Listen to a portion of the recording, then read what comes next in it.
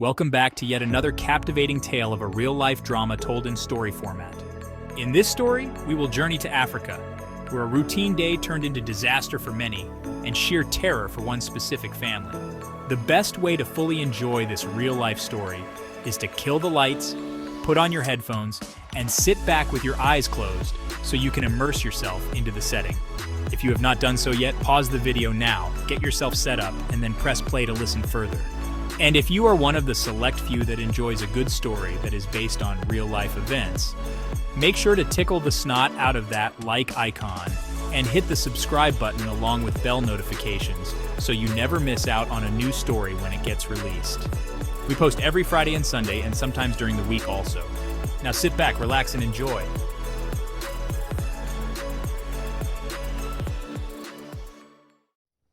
In the quiet setting of Mwanza, a port city on the shore of Lake Victoria in northern Tanzania, the morning sun painted the green hills and unusual rock formations Mwanza has become famous for with a warm golden hue. Joseph Mwamba, a man in his mid-40s with a strong build and gentle eyes, woke to the chirping of birds and the distant hum of the bustling market.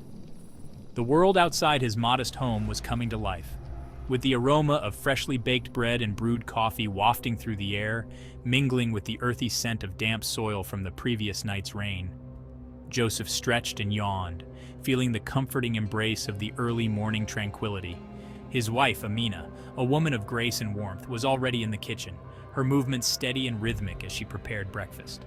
Their children, Tariq and Zuri, were still nestled in their beds, their small forms visible through the thin curtains that filtered the morning light. The family had planned a day trip across Lake Victoria, a journey they had all been looking forward to. Tariq, at 12 years old, was full of energy and curiosity. His excitement was palpable as he eagerly helped pack snacks and small toys for the trip. Zuri, at 8, was equally enthusiastic, her eyes sparkling with anticipation as she chattered about the adventures they would have. As Joseph dressed, the sun cast a warm glow over the room, and the gentle breeze carried the faint sounds of the town awakening. He felt a sense of contentment as he imagined the day ahead. Amina joined him with a plate of freshly baked bread and a pot of strong coffee. The family gathered around the table, their conversation filled with laughter and the promise of a fun day. By mid-morning, the sun was high in the sky, and the port of Mwanza was abuzz with activity. The MV Bukoba, a sizable ferry designed to navigate the expansive waters of Lake Victoria, was docked and ready for departure.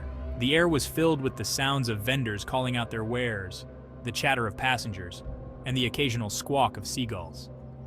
Joseph, Amina, and the children navigated through the lively port, their excitement evident in their animated conversation. Tariq and Zuri marveled at the ferry's massive hull and the bustling activity around them. The port was a vibrant mix of colors and sounds, with stalls selling everything from fresh fish to handcrafted trinkets. As they boarded the MV Bukoba, Joseph's eyes scanned the deck, taking in the array of passengers and cargo.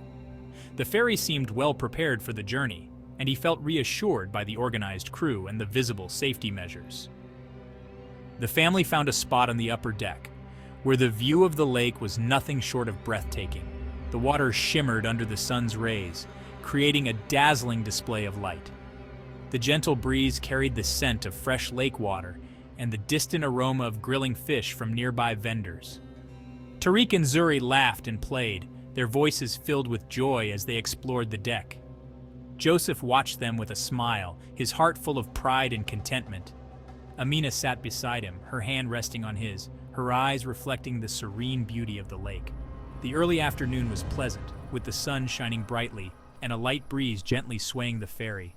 The waters of Lake Victoria were calm and inviting, a stark contrast to what was to come. Joseph and his family relaxed on the upper deck, enjoying the view and the gentle rocking of the boat. As the ferry sailed further from Mwanza, the sky began to change. The once clear blue expanse started to darken and dark clouds began to gather on the horizon. Joseph observed the transformation with mild curiosity, noting the shift in the weather but remaining optimistic about their journey. By late afternoon, the first signs of the approaching storm became more apparent. The wind picked up, its once gentle caress now becoming a more persistent, forceful breeze. The sky grew ominously dark, and the calm waters of the lake began to exhibit signs of agitation. The gentle rocking of the ferry turned into a more pronounced swaying, a subtle prelude to the impending chaos. Joseph glanced at Amina, her face reflecting the growing concern he felt. The crew began to make preparations for the worsening conditions. Their movements hurried but controlled. The once cheerful atmosphere on the deck began to shift as passengers started to murmur and exchange anxious glances.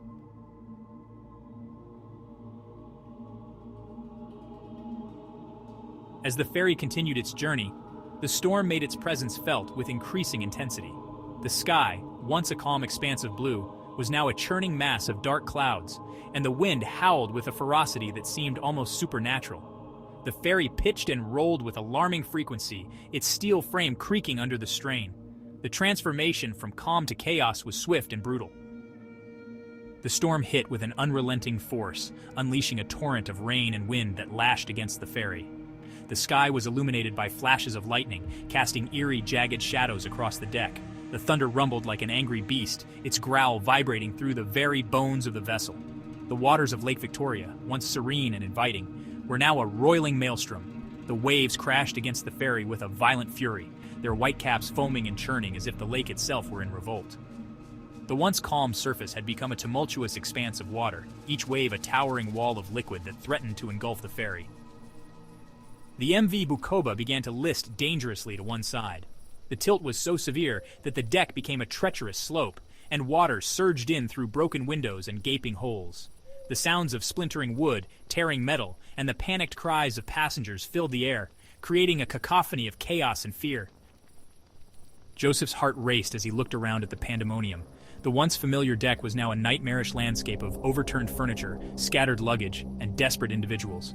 The smell of fear and desperation was mingled with the pungent odor of diesel and the acrid stench of rain-soaked wood. The rain pounded down relentlessly, drenching everyone in its path and making the deck slick and treacherous. Amina clutched Tariq and Zuri tightly, her face pale with fear. The children's wide eyes reflected the storm's fury, and their cries of terror pierced through the din of the storm. Joseph struggled to keep his footing as he fought against the water and wind, his mind racing with thoughts of how to keep his family safe. The lifeboats, initially a source of hope, were now the center of frantic activity.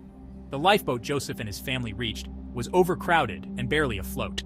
The panic among the passengers made it difficult to get everyone settled, and the process of launching the lifeboat was fraught with danger.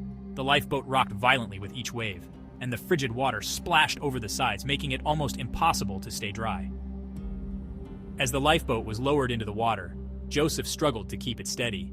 The waves crashed against the sides, and the boat was tossed about like a toy. The cold water sprayed over them, making it hard to see and even harder to keep warm. The once familiar environment had become a surreal and hostile expanse, and Joseph's focus was solely on keeping his family safe. In the darkness, the cold and exhaustion began to take their toll. Tariq and Zuri huddled together, their small bodies trembling against Joseph's.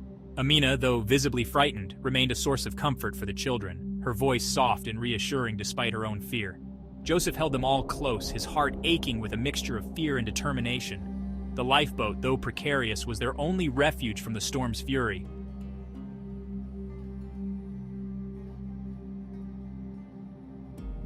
As the storm began to subside, the night gave way to the faint light of dawn.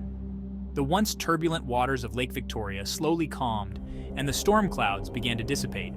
The first light of morning broke through the lingering fog and mist, casting a pale, hopeful glow over the lake. Through the haze of exhaustion and cold, Joseph spotted the first signs of rescue. The distant shapes of rescue boats emerged from the fog, their lights piercing through the remnants of the storm. The sight of these boats was a beacon of salvation, and Joseph's heart swelled with a mix of relief and gratitude. The rescue boats, braving the still choppy waters, moved methodically through the debris-laden lake. The engines roared with a comforting familiarity, and the voices of the rescuers were a reassuring presence amidst the lingering chaos. Joseph watched as the rescuers expertly navigated through the wreckage, their faces determined and focused. As the rescue boats approached their lifeboat, Joseph felt a profound sense of hope.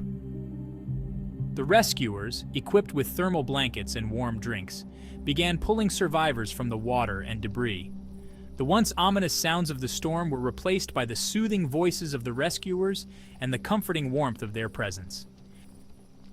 Joseph, Amina, Tariq, and Zuri were lifted onto a rescue boat. The thermal blankets wrapped around them provided a welcome respite from the cold, and the smell of hot tea was a comforting balm to their frozen bodies.